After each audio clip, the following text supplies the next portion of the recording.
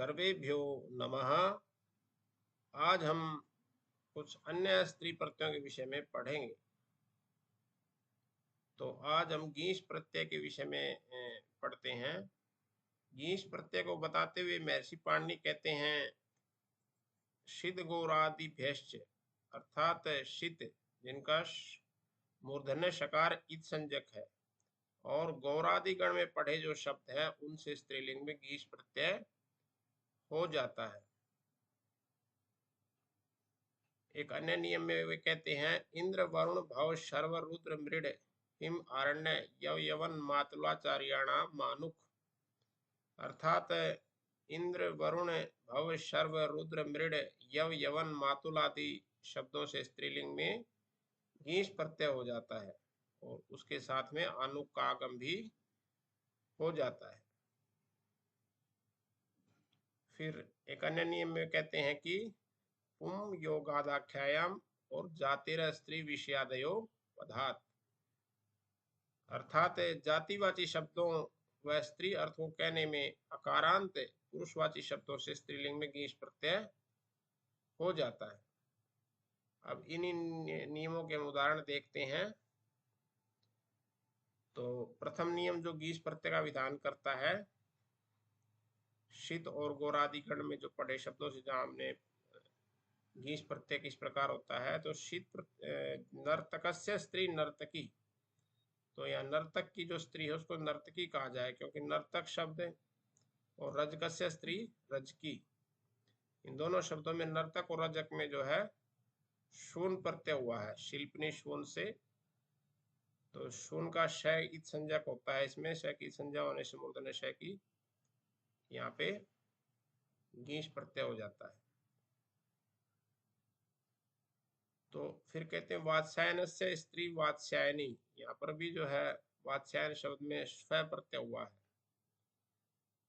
तो प्राचाम स्वस्थ अधितः, तो स्व प्रत्यय हुआ, स्व भी शकारित संज्ञा है, तो शीत प्रत्यांत शब्द है ये, इससे यहाँ पे जो है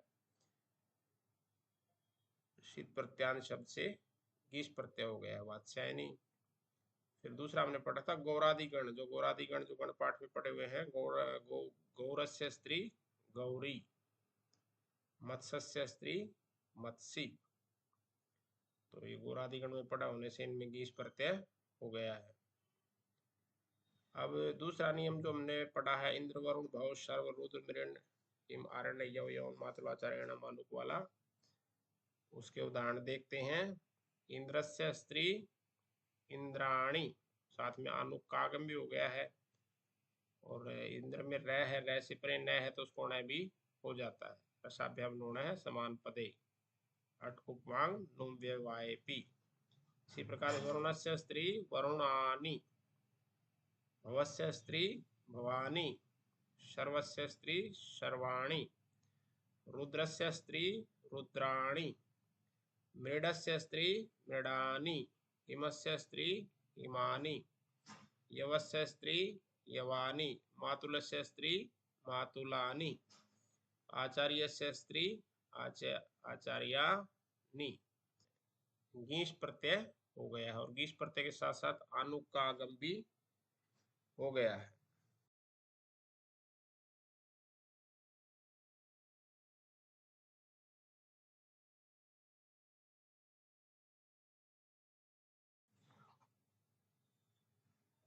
अब अगले नियम के उदाहरण देखते हैं।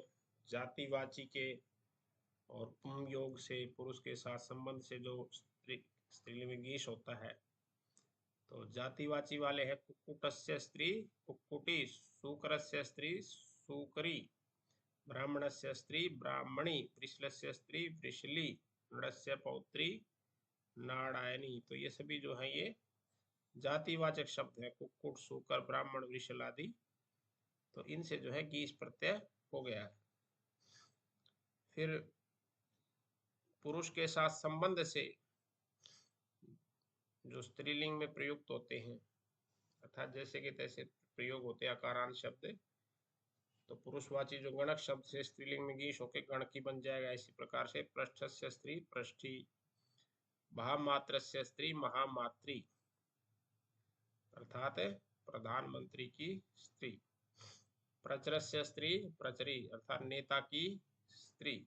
प्रचर कहते नेता को, स्त्री होगी प्रचरी। सिंहस्य स्त्री सिंही।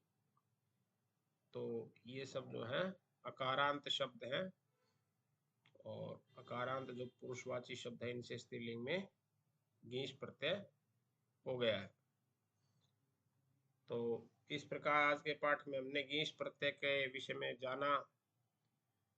इसी के साथ आज का पाठ यही समाप्त करते हैं। आप इस वीडियो को लाइक करें, शेयर करें व चैनल को सब्सक्राइब अवश्य करें, जिससे भविष्य में डाले जाने वाले वीडियो की जानकारी आप तक पहुंचती रहे। इसके साथ साथ हमारे अन्य ऑनलाइन प्रकल्प भी चलते हैं, इनकी जानकारी आप डिस्क्रिप्शन में जाकर देखें। धन्यवाद।